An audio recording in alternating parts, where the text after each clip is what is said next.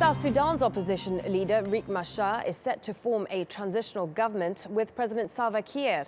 Machar was fired as vice president after Kiir accused him of plotting a coup back in 2013.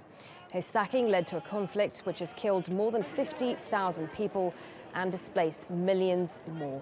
Let's get more on this. Speak to TRT World's Fidelis Mbah, who joins me in the studio. Fidelis, give me some context to this story. How significant is it that the two sides are coming together like this?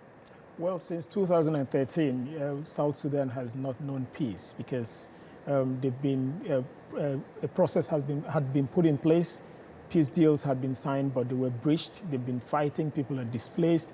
And for the people of South Sudan, what matters to them is, for peace to come back to the country so that they will be able to return to their homes, because there are people who have left their homes since 2013.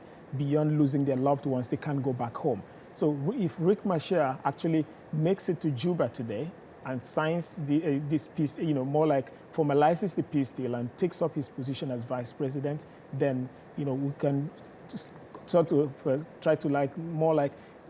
conclude, or rather envisage peace returning to South Sudan. But there's been so much bloodshed on both sides, as you said, with both sides responsible. Can the two sides really come together? What are the challenges? Well, as of this morning, when I spoke to people on ground in Juba, they're expecting Riek Machar. He hasn't come in yet.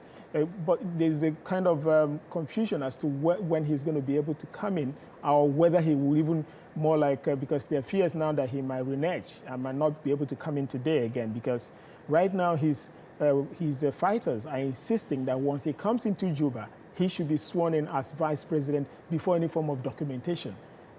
But the president, Salva Kiir, is insisting that he should come. They tidy up because there were certain conditions put in place. So if all those conditions are met before they can swear him in. So it's a case of a disagreement as to, will he be sworn in first before the signing of the agreement, or will he succumb and sign the agreement before he takes over his position? And then also during the week, that's a weekend, some of his fighters were arrested. Some of them were just, in the city center, because over 1,000 of them arrived last week.